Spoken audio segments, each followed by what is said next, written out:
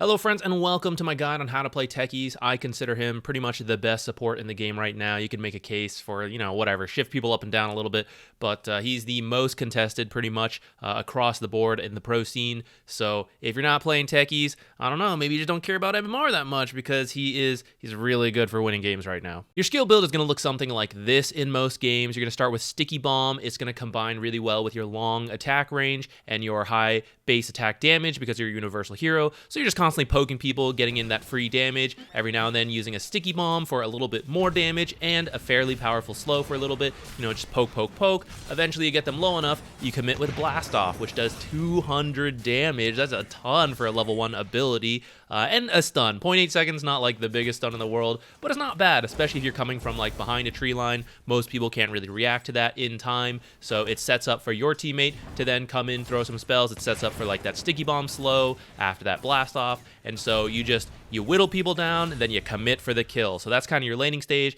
and that's why you kind of commit to that further with a second point in Sticky Bomb, because you're making the damage a lot more valuable. For 15 more mana, you're getting twice the damage you did at level 1, lower cooldown, much more powerful slow, 10% more for both the original slow when the bomb is latched to them, and then the slow after the bomb actually explodes. The Blast Off, 100 extra damage, 0.2 seconds of slow, and a little bit less damage for yourself. They're not bad, but it's usually not worth the second point in Blast Off compared to, repeated uses of Sticky Bomb to whittle them down and get to the point where like one Blast Off will then set up the rest of the kill. 1 point in Reactive Taser is pretty safe in most matchups. It's got that 2.4 seconds of disarm anytime someone hits you or after the 6 seconds pass and it like explodes around you. So that could be like 2 to 3 attacks from a hero or multiple heroes, which translates to, like 150 physical attack damage as they hit you. So honestly pretty good, especially in matchups against like Ursa, Slark,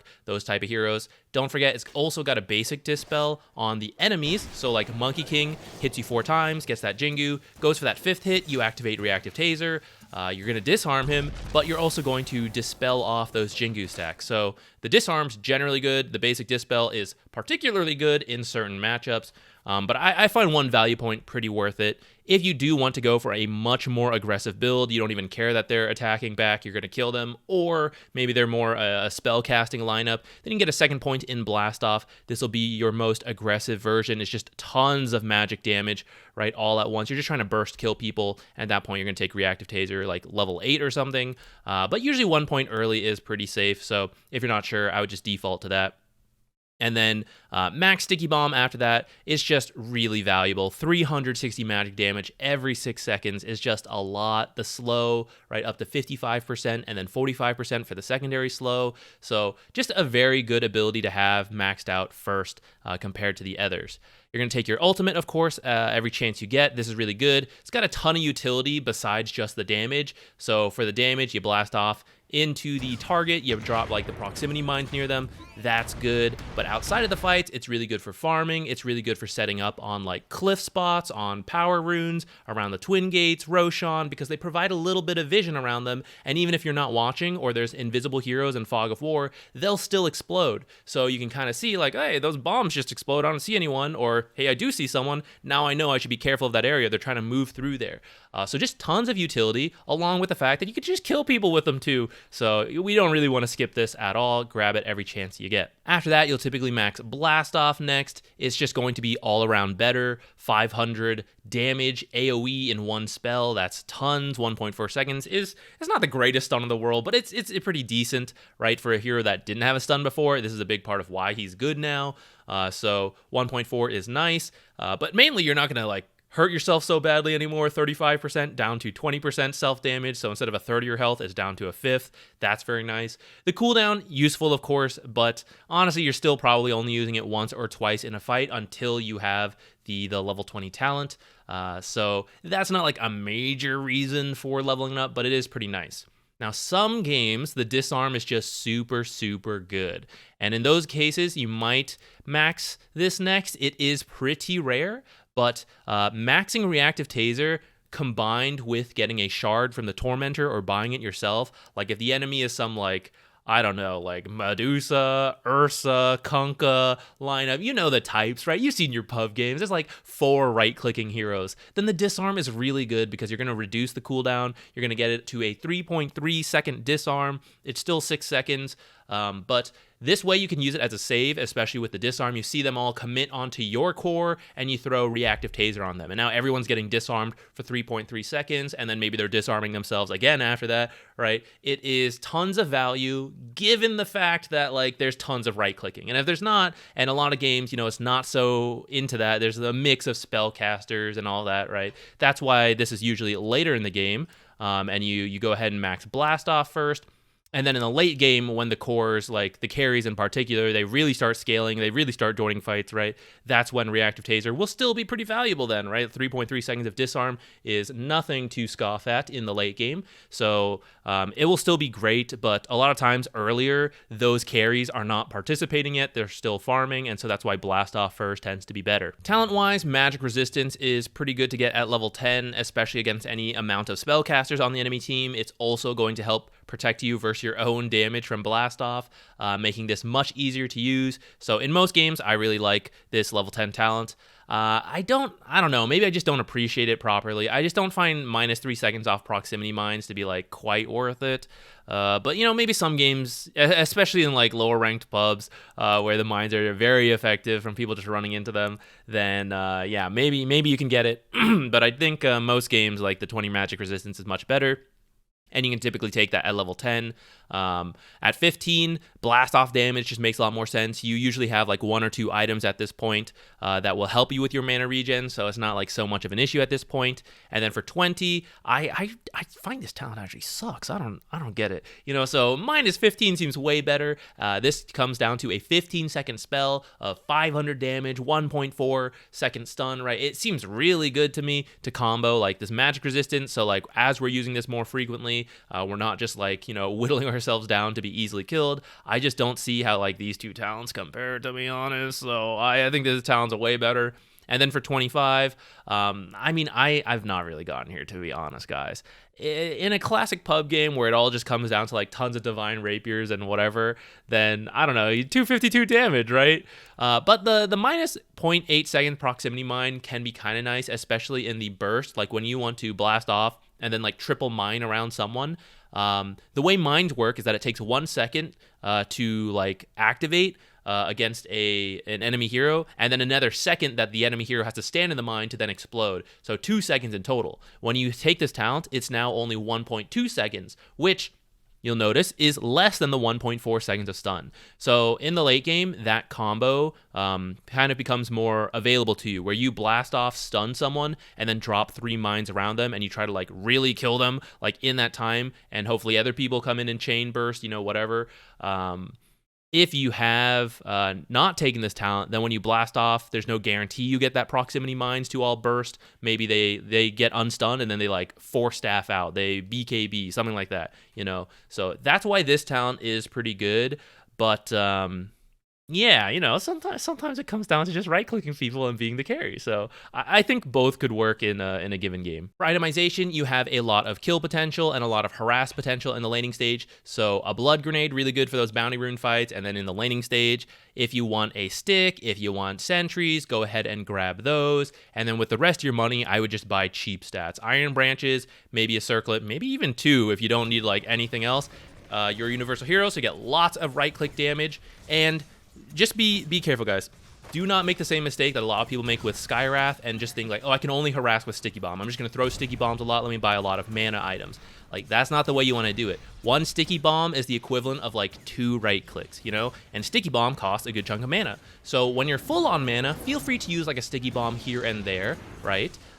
But you're not truly trying to harass with only spells. It's more like poke, poke, poke, poke, and then commit with the spells. I'm going for the kill now. Now I slow him. Now I stun him. Now I throw another slow, right? So you don't want to like burn through all your mana and then just have to like keep claritying. You actually just want to like right click a lot, which is what the stats will help with. And then, you know, a little spell usage. And then when you finally go, then you commit. Boots and Wand will be generally good as a support. Arcane Boots, you have very high mana costs if you're using all your spells, especially like trying to plant all these mines over the map. So Arcane Boots are really good. If you really need Tranquils, that's okay too. But Arcane Boots, and then into like Pavis or Solar Crest is going to be the most common. From here, right, with mana, Techies does everything he needs. Like, that's how good his skill set is, right? What does he really need? He's got damage, he's got a stun, he's got a disarm, he's got like utility vision from the mines, right? Everything is filled out in terms of what he offers to the team. So item-wise, he doesn't need things for himself. He just needs to buy whatever his team needs. And that's why like Pavis works. Oh, I'm going to protect people, right? Maybe it's yourself because you're blasting off into a bunch of people. You Pavis yourself, you run away. Or maybe like, hey, I'm playing with people. I want to fight, like, right, let me Pavis them. And for myself, I get to tank up a little bit and I get this really nice 2.5 mana regen. If you don't know at all what to get, I would go default Pavis. But Solar Crest, also great, a really strong item right now. It's got that mana regen for you. Feel free to get the drums, the glimmer, the force staff, right? All classic support items. I think Greaves is actually okay on Techies. I do see a decent amount of people get it if no one else on your team is going to grab them. Greaves are good items, so feel free to grab that. Yules, there's like, with Spearbreaker getting really popular, like LC popular, right? Yules actually has like kind of an okay place. I still prefer these other items in most cases, but if you really think you need a Yules, feel free to grab one. Techies does not mind. As you go into like that late game, you got like Hex as an option. You got the Aghanims. The minefield is pretty good against heroes that have to like move a lot. To be honest, I haven't fully explored that. And when I check out pro games, right, they're not usually rushing the Aghanim Scepter. So I do think the best way to play Techies is to like go for a strong lane into that early active gameplay, and that's why I prefer all of these other early items. But I do think the Ags can be quite powerful. So if you think they move a lot, I think that's fine. In team fights, you can help like protect your team. And then like E-Blade, I think this is less popular lately. It used to be like the build last patch, right? You like just jump in, E-Blade them, drop the mines. They can't hit anything because they're E-Bladed. But now that you actually have a stun off the blast off, I think like the E-Blade has dropped off a lot. So unless you're also going to get like the defensive utility from E-Blade, again, against the target like dueled, and you can like E-Blade to save, then feel free. But I think there's just like a little bit more risk of griefing your team by accident with the E-Blade. So I don't really get this all that often, but it is something as you go to the mid to late game that you might consider. Shard, if you don't get it from the Tormentor and you think it's really good, feel free to get. From there, just any support stuff like Lotus, all that's fine. Neutral item-wise, I just get anything that helps with mana. So like Fairy Trinket, if you're having a good game, pretty solid. You've already got high magic damage, and it makes your stuff a little cheaper, so that's fine. Otherwise, Arcane Ring, Occult Bracelet, Faded Brooch, all the mana stuff, great. The next one, cast range, it's actually quite nice, but like the mana regen from Bullwhip, the Ring of Aquila, more money from the Philosopher's Stone, all great. Or you get like the Vambrace for the magic resistance to make your blast offs a little easier on yourself.